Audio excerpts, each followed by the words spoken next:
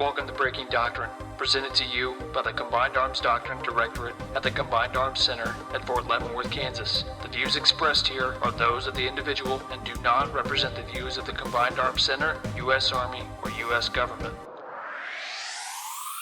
Welcome to Breaking Doctrine, a U.S. Army Combined Arms Center podcast on emerging doctrine and the Army's vision of warfare. Hello, I'm Lieutenant Colonel Lisa Becker, and I will be your host through our 12 days of doctrine. Today, on the second day of Doctrine, Special Doctrine Division is giving to you, our listeners, graphic novels. In this episode, I sat down with Mr. Marty Bartram, the Chief of Doctrine for the Army's Psychological Operations Branch. We talked about how he and his team found a new way to give readers vignettes, generating graphic novels.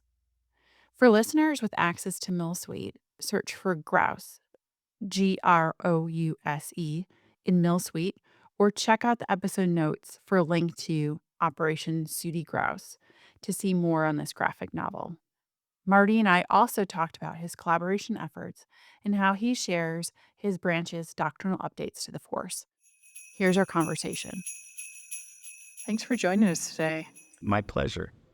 I think doctrine is often thought of as stale and boring, but I hear that you guys are doing some innovation within the psychological operations. So can you talk about how there possibly could be doctrine and innovation in the same conversation?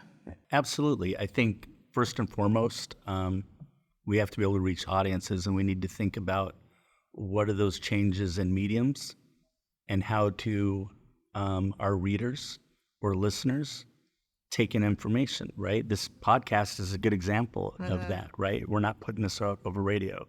So I was introduced to West Point's Cyber Institute's coffee table books that were done in graphic novel format. And I was like, what a great way to tell a story.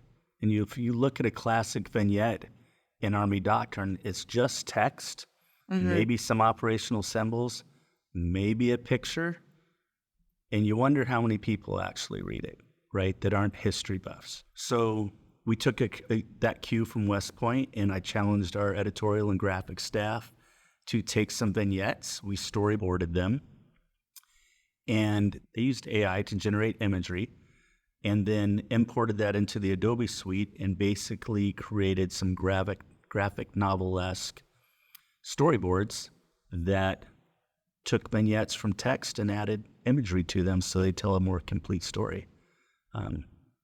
It's been received with resounding positive response, particularly from our majors and below. Little mixed response from 06 and general officers, but the most typical response is, I don't necessarily like it, but I know it's not for me, right? It wasn't produced for me. And I think if you go back to a picture, says 1,000 words, it's much more positive, impactfully to the reader to be able to look at that and see the story versus just reading the story. And then are those vignettes embedded into FM 353, which I know you're going to publish soon? So, yes. So it's a combination. In some cases, we took the old standard vignette in text, and then we just added a link and said, if you would like to read this vignette in a different format, in a graphic novel format, and we linked to a document on MillSuite. In some cases, we've actually integrated the AI imagery into some smaller vignettes. Part of it is a page count thing, because it does take up a lot of space. But so we have a mix within the FM, but they're all available in graphic novel format on MillSuite right now, and linked from the pub. Similarly, we took the standard operational environment graphic, which is parallel planes with the dimensions running through them. The one that you find in FM 30. Yes, the one that you find in pretty much everybody's logic map. And again, I was told, hey, all the general officers understand this. And well, none of the privates do, right? And very few of the majors really understand it unless they've already been to CGSC. So I drew a three-dimensional representation of the OE that would not have survived a Pictionary game. And our graphics folks turned it into a 3D rendering that actually revolves 360 degrees. And then they embedded that into video, and we ended up using a AI-generated voice, which is, I don't think most people realize it's AI-generated. It's very realistic to do voiceover. So we took the narrative out of JP3.0 and FM3.0, overlaid that on video, created 30-second videos for each domain in each dimension, and an overview, and hosted those on MailTube. And again, we have that standard plain graphic in the introduction of FM353, but we have a link to a different representation of an OE along with that video, linked right from our pub. Do you see any other ways that you're going to innovate within Doctrine in the future? I think audiobooks continue to be a great resource. I know that everybody's challenged by the funding aspect of that. I think that there are ways to leverage AI tools to make that cheaper. As AI voice generation gets better and better and more available and more realistic, nobody wants to listen to Siri read a book to them, right? But if you can't tell that it's an AI voice and it has proper inflection and tone, I think that may be an inexpensive way to do those things. So I think for now, we broke new ground, get the book published, and then follow up. We have a plan to send out surveys to our force 6 months after a publication has been sent out or published, so that we can start collecting information on it. One, to make sure they've even read it, and then two, start getting feedback, and then just follow up every 6 months to see how it's getting integrated into operations and at training at the unit level. We know where it's integrated in the institutional training and education, but to track how it's being integrated into operations is really, really important for us to capture. Mm-hmm. Let's talk FM 353. So Military Information Support Operations, this is the name of the publication. No longer. No longer. So the revision is psychological operations. Okay. So one of the major things that we did with FM 353 is we took it from a sole focus on military information support operations, or MISO, to cover deception as well. So, and big defense deception activities. So military deception versus tactical? So all three. So defense and support of operations security, joint MILDEC, and tactical deception. So it has not made it into doctrine yet, but it's currently in policy as DDA, so defense deception activities. So taking from ADP 313, the two primary influence activities that our units conduct are deception activities and military information support operations. Other activities they do related to influence, not related to influence directly, but those are the two primary. And that's what the book is built around. It establishes the role of our regiment, so our branch, and then discusses how the unit conduct those activities in order to meet that role. I'm curious how you're working with different entities outside the doctrine community to inform what you are doing. That is a great question. So federally funded research development centers, academic institutions, commercial companies currently under government contract, and the operational force are all organizations that we routinely communicate with.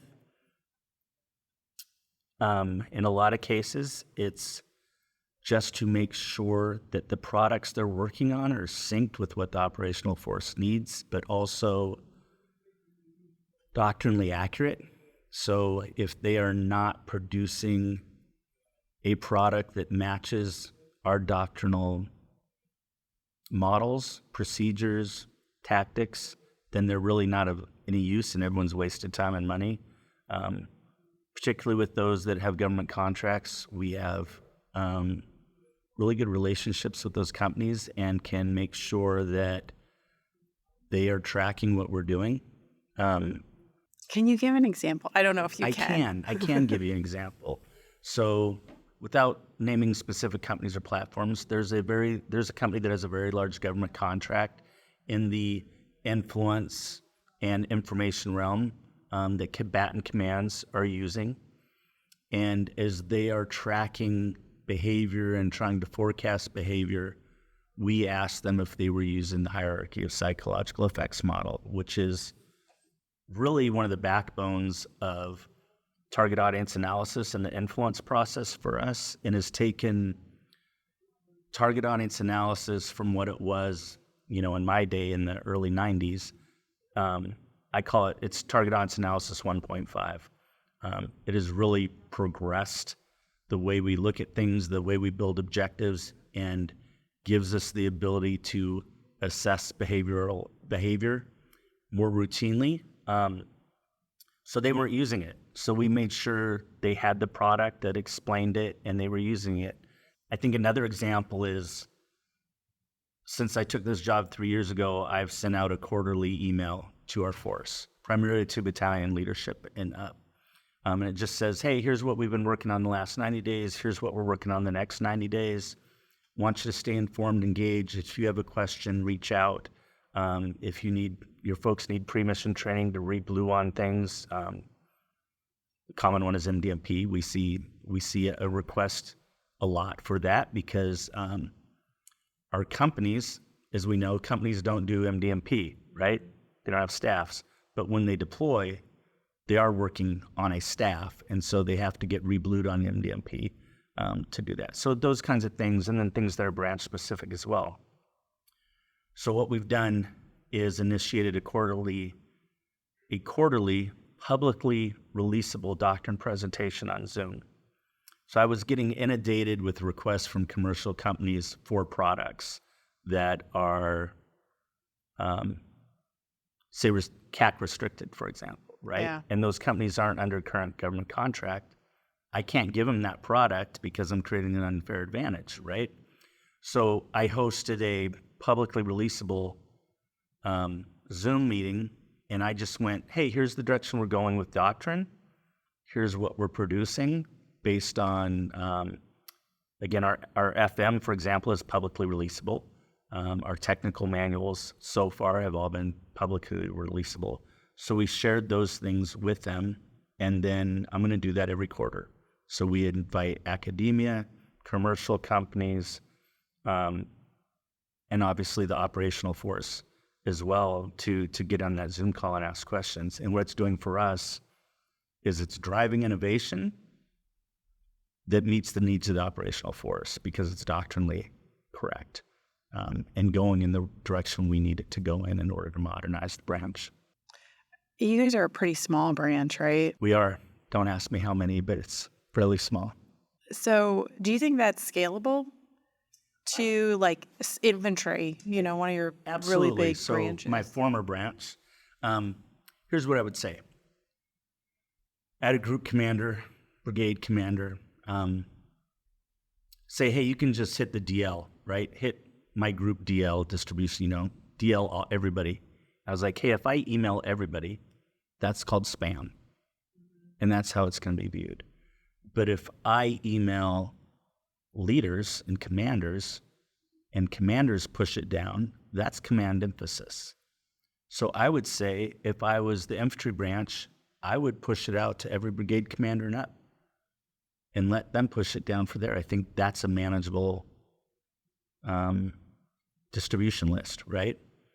And you would likely get more involvement with the products you're developing.